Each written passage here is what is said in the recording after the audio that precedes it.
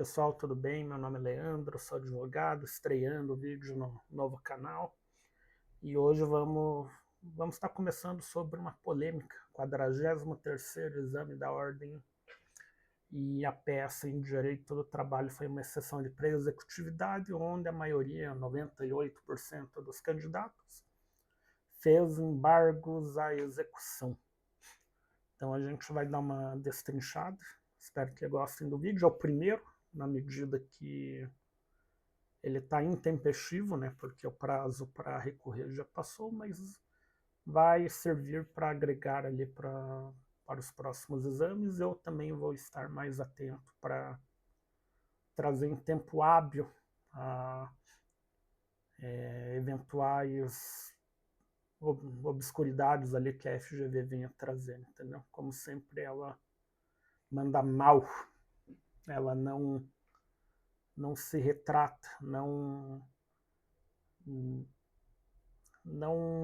aceita o erro, entendeu? Então, deixando ali centenas de milhares de candidatos que poderiam ter passado no exame da ordem, não passaram por capricho da banca, tá bom?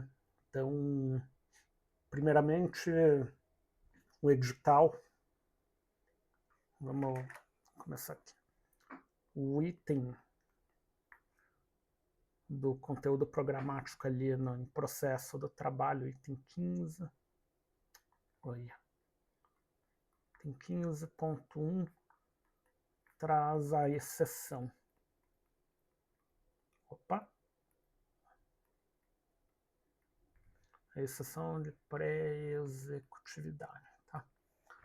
Então, vou mostrar aqui para vocês. Opa! Exceção de pré-executividade, beleza. Vamos pôr o edital aqui a peça. Primeiro, a gente analisando aqui, eu não vou ler tudo isso aqui, mas basicamente a Celina tinha uma dívida de 150 mil na esfera trabalhista. E a outra parte fez a construção ali, conseguiu o bloqueio da sua aposentadoria, que era um salário mínimo, e o imóvel que valia 35 mil. E daí o ponto-chave aqui, ponto-chave para você identificar a peça é o quê?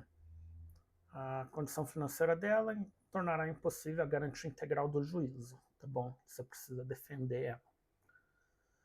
Pois bem, essa garantia integral do juízo, ela vem de encontro ali com o artigo 884.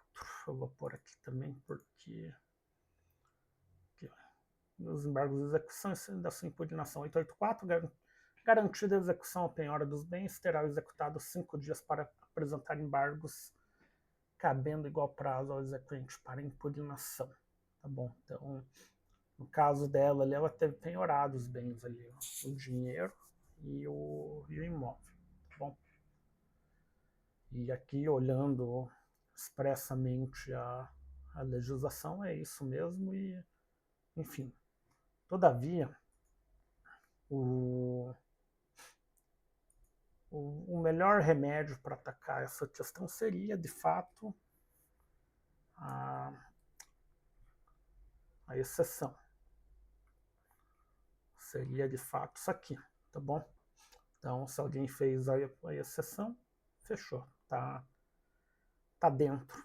Só que isso não é um caso prático, não é um caso no dia a dia de um advogado, entendeu? Eu mesmo nunca peguei algo do tipo, e se eu pegasse para fazer algo sem consulta, eu não conseguiria, porque eu iria para embargos à execução. Eu vou falar o porquê daqui a pouco. Então, vamos para o edital aqui, tá? O edital, material disponível, anexo 3. Legislação, enfim, isso aí vocês sabem. O que eles vedaram? Jurisprudências e doutrina. Peça que eles estão cobrando tem uma criação, ela existe graças à jurisprudência e à doutrina, ela não tem um diploma legal. que fala da exceção de pré-executividade sem a criação doutrinária e jurisprudencial. Por essa razão, eu acredito, na minha humilde opinião, que deveriam ter permitido ao menos jurisprudência sobre o tema. Mas isso é algo que eles nunca vão, que a banca nunca vai aceitar. Mas deveria, tá bom? O item 15.1, cadê? Que é o direito processual do trabalho, aqui no 15.1, consta a exceção da pré-executividade. Então eles podem cobrar, doa quem doer, isso aí é um fato, tá bom? Agora, eu vi muitos professores falando que o exame da ordem não pode cobrar esse tipo de coisa, tem que cobrar algo no dia a dia do advogado. É uma fala a qual eu concordo, mas no edital não está previsto isso aí, entendeu? No item 3 do edital consta... Cadê?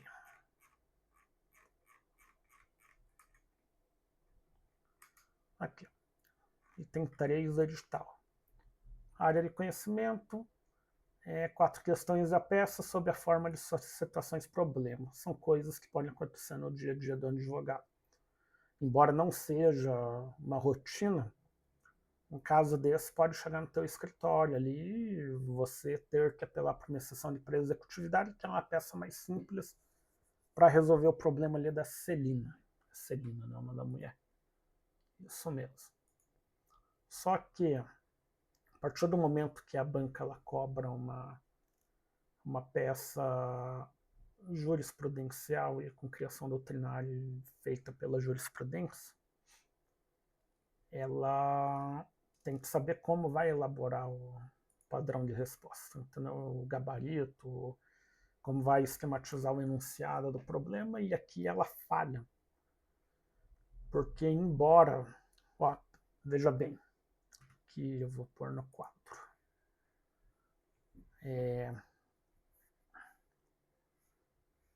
Caiu exceção pré-executividade, certo? Aqui vem peça jurisprudencial e doutrinária.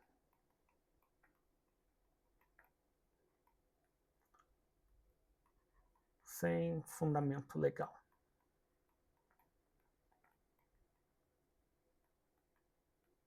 Certo? A gente tem essa problemática aqui. Nossa, horrível.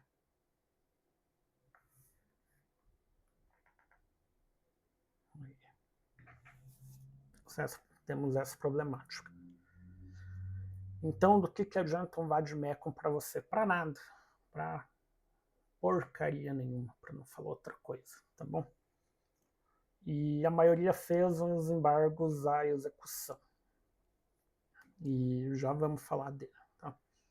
E agora, recentemente, ali no final da semana passada, ali a banca estendeu o resultado do edital para quê? Para um agravo de petição. Eu vou falar uma coisa, se eu acho que a exceção de pré-executividade não seria cabível no exame da ordem, a banca, na verdade, seria cabível, mas o candidato teria que ter os meios ali para conseguir fazer a peça, tá? Seria cabível também os embargos à execução, isso aí a gente vai destrinchar já já, mas a banca estender para agravo de petição e não para embargos de declaração é um erro pior do que se ela permanecesse omissa, entendeu? Por quê? O agravo de petição, petição, simplesmente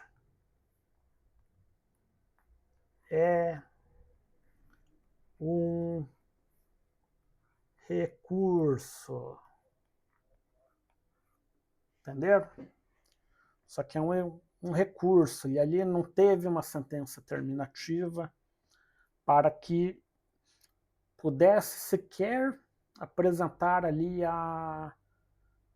o agravo de petição, se fosse sequer um requisito para que a pessoa conseguisse interpor ali o agravo de petição, tá legal? Então isso aí é balela, a banca ela erra feio. Se eu entro com agravo de petição contra uma decisão não terminativa numa execução trabalhista, isso aqui não vai ser, é capaz de oficiar em própria OAB, entendeu? Para você ver que a banca ela tá perdida, ela não sabe o que está fazendo. E tem alguns colegas falando que é cabível, não é cabível, não é, embora a gente tenha aqui na CLT, deixa eu pegar o artigo aqui, cadê?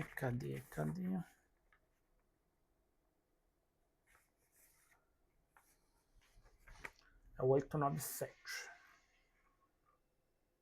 Artigo 897. Estamos chegando, calma. Aqui é sem edição, cara. Aqui o vídeos no meu canal serão dessa forma e para você ver como é que é toda a pesquisa ali, enfim. Aqui, ó. Cabe agravo no prazo de 8 dias de petição das decisões do juiz ou presidente nas execuções, tá bom? Então,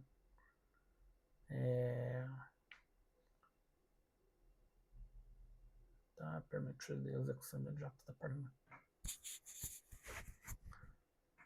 Isso aqui é um recurso. A jurisprudência ela entende dessa forma, a doutrina também entende dessa forma. Inclusive eu tenho aqui, mas se eu pegar para ler agora, esse vídeo vai virar 2 horas, tá? Mas a jurisprudência, a doutrina entende, entendeu? Mas o FGV deve ter mudado o código, ele criou um código próprio, tá? E daí resolveu aceitar o agravo de petição. Pois bem, agora vamos para os embargos de declaração. Aqui, ó, eu vou trazer para cá, só para...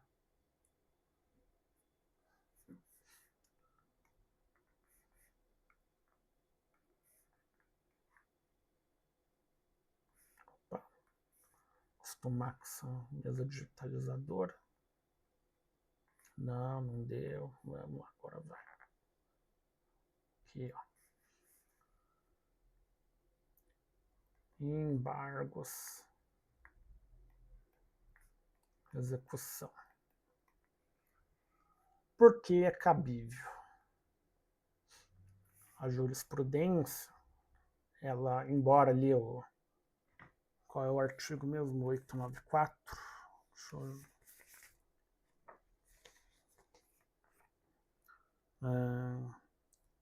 Aqui, ó. Aqui é o roteirinho, viu? A gente faz o vídeo ainda aqui. Seja ao vivo, a gente cria um roteiro antes ali para poder explicar, tá bom? Não é a sessão de pré-executividade, é o 884, eu não decoro o artigo. Eu sei que tá lá, mas perguntar qual artigo, ferrou.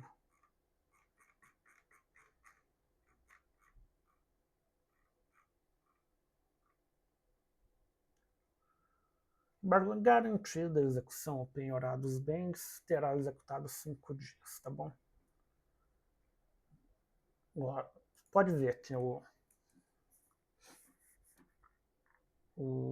vamos mudar essa cor. O 884 CLT fala em garantida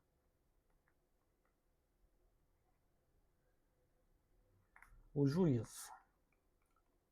Tá bom? Beleza, isso aí tá tranquilo. Ou penhorado bens. É isso, né?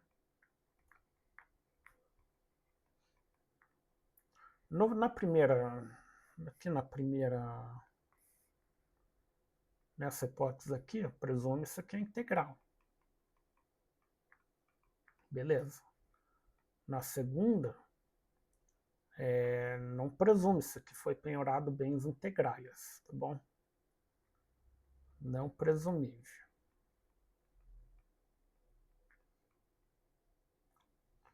Tá? Então, aqui a gente tem um ponto. O garantia do juízo ou penhorar dos bens.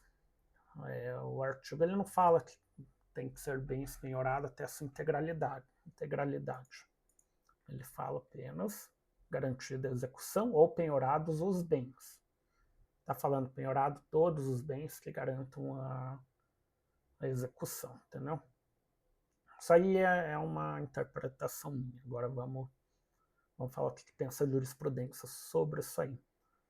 A jurisprudência ela tem entendido que quando se trata de discussão de penhora de imóvel, de salários e tudo mais, a própria penhora ela serve como garantia ao juízo, que vai do entendimento 884, tá bom? E com isso, os embargos de execução eles são acolhidos. Eles são acolhidos e o mérito é analisado, tá legal? Então, e essa hipótese, ela não é da minha cabeça não, quer ver? Ó? Aqui, ó. Eu já fiz até pesquisa aqui. Entrei no Jus Brasil, embargos, a penhora e garantia do juiz. Ó, que começa a aparecer agravo de petição, embargos da penhora, conhecimento, garantia do juiz. Desnecessária garantia do juízo para hipóteses que envolvem embargos à penhora. Entendeu? Embargos à penhora é a mesma coisa que embargos à execução. Isso aí também pode ficar tranquilo. Agravo de embargos à execução, ausência de garantia do juiz, validade e legalidade da penhora, conhecimento. Desnecessária a garantia do juiz quando da interposição dos embargos à execução. Então, qual foi o caso aqui? Vamos ver se abre. Aí. E pedindo para assinar, eu não tenho essa assinatura porque eu pesquiso direto no tribunal, mas eu joguei um no Google aqui só para vocês verem que é farta. Então, o que aconteceu? Provavelmente ali a pessoa entrou com os embargos à execução e o juiz não aceitou, tá bom? Ele não aceitou e terminou ali com uma decisão interlocutória resolvendo o mérito quanto aos embargos à execução e resignado o executado, aí sim ele interpôs ali um agravo de petição. Vocês estão entendendo? Então, aqui, nesse cenário aqui de agravo de petição, ocorreu uma negativa prévia à interposição desse recurso. Então, com isso, aí sim seria cabível agravo de petição. Mas no caso ali do enunciado da questão, não se aplica, porque não teve discussão prévia, entendeu? Seria a peça de start ali do executado dentro do processo. Então, o agravo de petição ele tem que ser afastado, não é cabível. É uma aberração a FGV considerada, tá? Então, vamos voltar para nosso quadro. Então, os embargos de execução têm uma flexibilidade a garantia do juízo.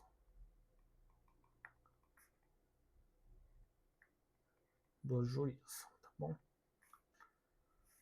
Vamos voltar para a Rosa. Seria o remédio adequado, porque ela teve bens penhorados. Bens penhorados.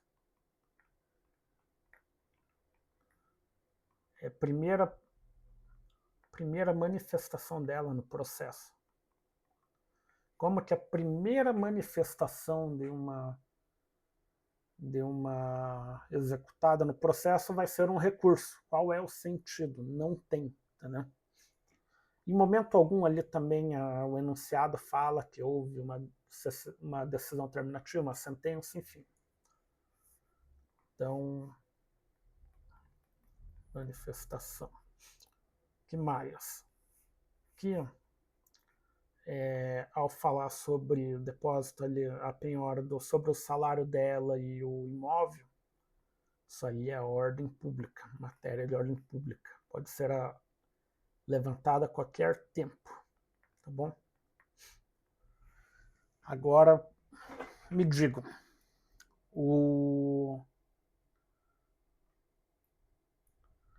Como é que aceitam a peça doutrinária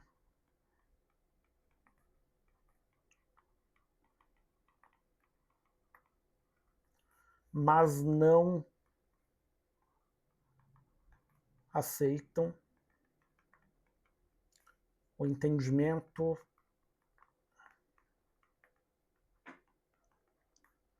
jurisprudencial